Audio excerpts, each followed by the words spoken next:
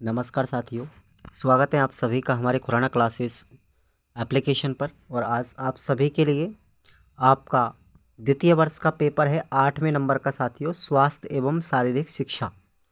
ये प्रश्न पत्र आपको 20 अंकों का होता है और इसको करने के लिए आपको 2 घंटे का समय मिलेगा। ये गैस पेपर तीसरा है साथियों, और इस पेपर में 20 में से आपको पास होने के लिए 8 नंबर की आवश्यकता होगी। चलिएगा शुरुआत करते हैं हम अपने पेपर की। पहला क्वेश्चन है आपका, आयोडीन की कमी से होने वाला रोग कौन सा है। तो ध्यान रखेंगे, आयोडीन की कमी से जो रोग होता है वो है आपका घेंगा रोग, जिसको हम गलगंड के नाम से जानते हैं। ध्यान रखेंगे, इसको गलगंड रोग भी कहा जाता है। पहलाग्रा की बात करें तो ये विटामिन बी की कमी से होता है। मधुमेह रोग की बात करें तो इसको डायबिटीज़ कहते हैं। और ये हमारी बॉडी के अंतर्गत जब शुगर की मात्रा बढ़ जाती है ना, ठीक है, इंसुलिन की कमी के कारण होता है। और ग्लूकागॉन डी, ध्यान रखना, ग्लूकोज की मात्रा ज़्यादा हो जाती है। क्या हो जाती है? ग्लूकोज की मात्रा ज़्यादा और इंसुलिन की मात्रा कम होती है, तो हमारा मधुमेह रोग हो जाता है। अगला हमारा क्वेश्चन है, मनुष्य के शरीर का सामान्य तापमान कितना होता है। तो ध्यान रखेंगे, मनुष्य का सामान्य तापमान जो बॉडी का है वो है 98.4 डिग्री फ़ारेनहाइट, ठीक है। और कहीं कहीं किताबों पे आपको 98.6 फ़ारेनहाइट भी लिखा मिलेगा, ठीक है। तो ये दोनों ही आपके लगभग हैं। और अगर आपको सेल्सियस में पूछा जाए कि 98.4 फ़ारेनहाइट है, इसको हम 37 डिग्री सेल्सियस के नाम से भी जानते हैं। आपको ऑप्शन में ये भी मिल सकता है, तो ये भी इसके बराबर ही होगा। फ़ारेनहाइट पैमाने पर बात करें तो 98.4 या 6, और सेल्सियस पैमाने पर बात करें तो इसमें क्या आएगा, 37 डिग्री सेल्सियस।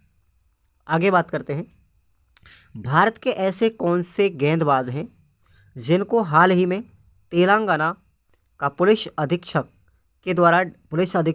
जिनकी डेप्यूटी सुपरिटेंडेंट पुलिस ऑफिसर बनाया गया है, डीएसपी का पद जिनको दिया गया है हाल ही में। तो ये बहुत ज़्यादा फेमस है साथियों, जिनका नाम है मोहम्मद सिराज, बहुत ज़्यादा पॉपुलर रहे हैं। तो ये गेंदबाज हैं जिनको अभी तेलंगाना के अंदर क्या बनाया गया है, डीएसपी बनाया गया है, ठीक है। और आपसे पूछा जाए कि भारत के ऐसे कौन से क्रिकेटर हैं, ऐसे कौन से बल्लेबाज हैं जिनको भारत रत्न से सम्मानित किया गया है, तो वो कौन है साथियों, सचिन तेंदुलकर। ध्यान रखेंगे आप लोग। अगला हमारा क्वेश्चन है, भोजन के तुरंत बाद किए जाने वाला एकमात्र आसन। भाई भोजन के बाद कौन सा व्यायाम किया जाता है, कौन सा आसन किया जाता है? ध्यान रखेंगे, वज्रासन किया जाता है। अगला क्वेश्चन है, भारतीय कबड्डी संघ की स्थापना कब की गई थी। तो भारतीय कबड्डी जो संघ है उसकी स्थापना वर्ष 1952 में की गई थी। ध्यान रखेंगे। अगला क्वेश्चन नंबर 6 है, कृमि प्रभावित शरीर के कौन कौन से लक्षण हैं, यानी कृमि जो रोग होता है उसके कौन कौन से लक्षण होते हैं। तो अगर किसी बच्चे को कृमि रोग हो जाता है तो बच्चे को भूख नहीं लगती है, थकान बेचैनी सी महसूस रहती है, एनीमिया एक रोग है, सिकल सेल एनीमिया भी हो जाता है बच्चे को, और कुपोषण का शिकार भी हो जाता है, कार्य क्षमता कम हो जाती है बच्चे की, और आयु में कमी हो जाती है, ठीक है। अगला हमारा क्वेश्चन है, पेशियाँ क्या हैं, ये कितने प्रकार की होती है। तो पेशियाँ त्वचा के नीचे पाई जाती है तथा शरीर को निश्चित आकार प्रदान करती है। शरीर की क्रिया भी पेशियों के द्वारा होती है, और पेशियाँ 2 प्रकार की होती है, ऐच्छिक पेशियाँ जो हमारी इच्छा के अनुसार चलती हैं, और अनैच्छिक पेशियाँ जो हमारी इच्छा के अनुसार नहीं चलती है, अचानक चलती है। आगे बात करते हैं, अगला क्वेश्चन है, द्वंद्व क्रियाएं क्या हैं, हिंदी में किन्हीं 2 द्वंद्व क्रियाओं के नाम बताइए। तो द्वंद्व क्रियाएं देखेंगे, 2 व्यक्तियों के द्वारा आपस में जोर आजमाइश लगा करके जो क्रियाएं की जाती हैं उन्हें हम द्वंद्व क्रियाएं कहते हैं। जैसे हाथों से धकेलना, हाथों से खींचना, ये क्या है, द्वंद्व क्रिया है।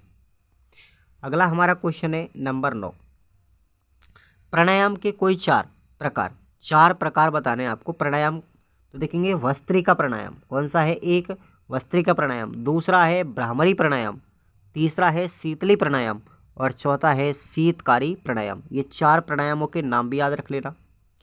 नेक्स्ट है, खो खो की प्रथम महिला राष्ट्रीय प्रतियोगिता कब और कहां पर आयोजित की गई थी।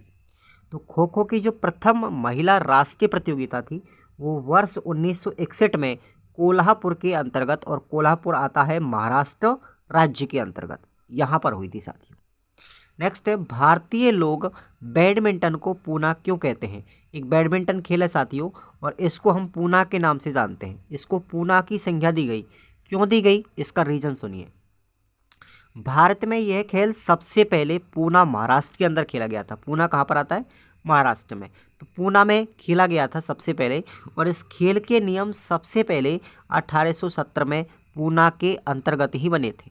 इसलिए भारतीय लोग बैडमिंटन को पूना के नाम से पुकारते हैं।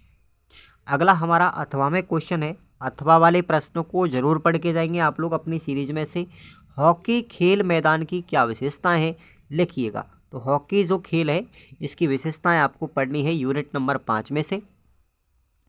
नेक्स्ट हमारा क्वेश्चन है, प्राणायाम का अर्थ स्पष्ट कीजिए, इसका स्वास्थ्य से क्या संबंध है, यानी प्राणायाम का क्या क्या लाभ होता है। तो देखिएगा, प्राणायाम संस्कृत भाषा में प्राण प्लस आयाम से मिलकर बना है प्राणायाम, यानी कि श्वास प्रश्वास पर नियंत्रण करना ही क्या है, प्राणायाम है। सांस अंदर लेना और बाहर छोड़ना, अगर इस पर नियंत्रण करना सीख लिया तो वो प्राणायाम करना सीख लेगा। प्राणायाम में श्वास को फेफड़ों में भरना, पूरक छोड़ना, रेचक और श्वास को अंदर रोकना, आंतरिक कुंभक, बाहरी कुंभक, बाहर सांस को रोकना, बाहरी कुंभक करना, ये सब कहलाते हैं प्राणायाम। अब स्वास्थ्य से इसका संबंध, हमारे शरीर की कार्यप्रणाली श्वास पर निर्भर करती है। यदि हमें हमारी श्वास पर नियंत्रण है तो स्वतः ही शरीर स्वस्थ होगा। श्वास ही जीवन शक्ति है। श्वास के माध्यम से ही हमारे शरीर के तंत्र भी कार्य करते हैं। अथवा में आपका प्रश्न है, देखेंगे, व्यक्तिगत विभिन्नताओं के क्या कारण है, लिखिएगा। तो ये प्रश्न आपको यूनिट नंबर 4 में से पढ़ के जाना है, जरूर पढ़ें। नेक्स्ट हम बात करते हैं, अगला है मिर्गी का दौरा क्या होता है, इसके क्या लक्षण हैं और क्या उपाय है।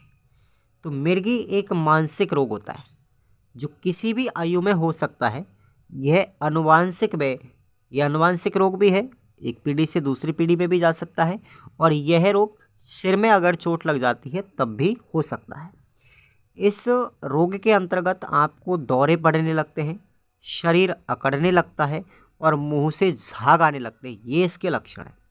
अगर इसकी बात करें हम इसके उपचार की, तो अगर किसी व्यक्ति को मिर्गी का दौरा आता है तो आप उस व्यक्ति को सहारा देकर के एक सुरक्षित स्थान पर लेटा दें आराम से, और 10-15 मिनट के बाद में वो व्यक्ति स्वस्थ हो जाएगा। ठीक है। अथवा में आपका प्रश्न है, सीपीआर का अर्थ स्पष्ट कीजिए, इसकी तकनीकी का उल्लेख करें। सीपीआर का होता है अर्थ साथियों कोऑर्डिनरी पल्मोनरी रेडियंस। ठीक है, ध्यान रखेंगे। तो इसकी तकनीकी का उल्लेख आपको याद रखना है, यूनिट नंबर 2 का क्वेश्चन है ये। अगला प्रश्न है, चकमा बॉल यानी डॉस बॉल किस प्रकार का खेल है। तो यह एक प्रतिस्पर्धात्मक खेल है जो 2 टीमों के बीच में खेला जाता है।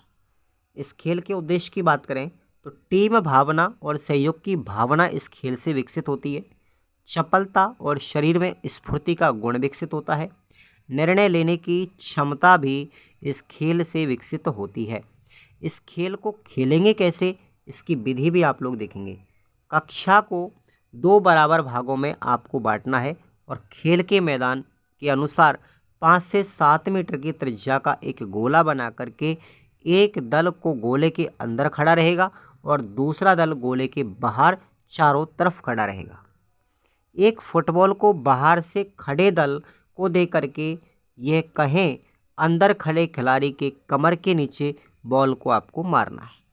जिस खिलाड़ी के बॉल कमर के नीचे लगेगी वह खिलाड़ी आउट माना जाएगा। खेल के लिए आपको 20-15 या 10-15 मिनट निश्चिंत करेंगे और निश्चित समय में शेष बचे हुए खिलाड़ी उस दल के अंक माने जाएंगे। यही प्रक्रिया दूसरे दल के द्वारा दोहराई जाती है। तो इस आधार पर जो विजेता होता है, ठीक है, जो विजेता होगा वो इस आधार पर ही हम क्या करेंगे, उस दल को विजेता घोषित करेंगे जिसको ज़्यादा अंक मिलेंगे। अथवा में आपका प्रश्न है, विद्यालय परिवेश में विद्यार्थियों के सर्वांगीण विकास के लिए शिक्षक शिक्षार्थी के संबंधों पर चर्चा कीजिएगा। तो ये प्रश्न आपका यूनिट नंबर 2 का है साथियों, ज़रूर पढ़ के जाएं। नेक्स्ट हम बात करते हैं नंबर 15 क्वेश्चन। योग किसे कहते हैं? योग की परिभाषा बताते हुए योग का अर्थ लिखिए। महाकाव्य में कहा गया है कर्मेषु कौशलम, कर्म कौशल ही योग है। अंतःकरण की दिव्य प्रेरणा से प्रेरित होकर कुशलतापूर्वक कर्म करने को ही योग कहा जाता है। उपरोक्त परिभाषा के अनुसार हम कह सकते हैं कि इंद्रियों पर नियंत्रण जिस व्यक्ति ने कर लिया तो वो यही योग है। इंद्रियों पर नियंत्रण मन के माध्यम से होता है। यदि हमारा मन वश में है तो हम अपने सभी कार्यों को कुशलतापूर्वक कर सकते हैं। जीवन जीने की कला ही योग कहलाती है। अथवा में आपका प्रश्न है साथियों, नियम क्या है? इस नियम के कौन कौन से अंग हैं, उल्लेख कीजिएगा। तो ये प्रश्न आपको यूनिट 4 से पढ़ना है। अगला प्रश्न है नंबर 16, लास्ट क्वेश्चन। बास्केटबॉल में ड्रिबलिंग और ब्लॉकिंग, इन दोनों का मतलब क्या है? देखिए, ड्रिबलिंग और ब्लॉकिंग क्या होती है? बास्केटबॉल में खेलते हैं तो बॉल को हाथों के बीच की हथेली नहीं लगानी चाहिए, अंगुलियों के सिरों में पकड़नी चाहिए। बॉल को टप्पा भी अंगुलियों से देना चाहिए और बॉल को टप्पा देते हुए आगे बढ़ाना है। इसे तो कहेंगे ड्रिबलिंग, ध्यान रखें। ब्लॉकिंग क्या है? तो ब्लॉकिंग का मतलब है खिलाड़ी विपक्षी आक्रमण को रोकने और हाथ फैला करके गेंद लेता है, तो ये कहलाएगी ब्लॉकिंग। परंतु इसमें विरोधी के शरीर को नहीं छूना है, बॉल के बिना विरोधी को नहीं रोकना है, विरोधी को हाथ से भी नहीं पकड़ना है, ये नियम है इसमें। विरोधी को कोहनी अथवा घुटने से आक्रमण नहीं करेंगे और बॉल से विरोधी को नहीं मारेंगे, क्योंकि ये पांचों ही क्रिया अगर आप करते हैं ब्लॉकिंग के अंतर्गत, वो खिलाड़ी फाउल माना जाएगा। नियम विरुद्ध काम करोगे तो फाउल माना जाएगा। और आपका अथवा में प्रश्न है साथियों, कुछ विधियां हैं जो आपको याद रखनी है। इनमें से आपको एक विधि आ जाएगी एग्जाम में। एक तो है आपकी आदेश विधि, ये पढ़ेंगे आप लोग। दूसरी है प्रदर्शन विधि और तीसरी है अनुकरण विधि। ये तीनों विधि आप लोग पढ़ लीजिएगा, एक विधि आपको एग्जाम में मिल जाएगी। नेक्स्ट है कबड्डी खेल का विस्तार से उल्लेख कीजिएगा। तो ये दोनों ही प्रश्न आपको यूनिट 5 में है, कबड्डी खेल के बारे में। तो ये आप लोगों के लिए इंपॉर्टेंट क्वेश्चन थे थर्ड गेस्ट पेपर के। आप इन सबको एक बार रट्टा मार के देंगे और आपको अच्छी हेल्प मिलेगी, अच्छी परसेंटेज भी बनेगी। चिंता नहीं करें। Thank you so much.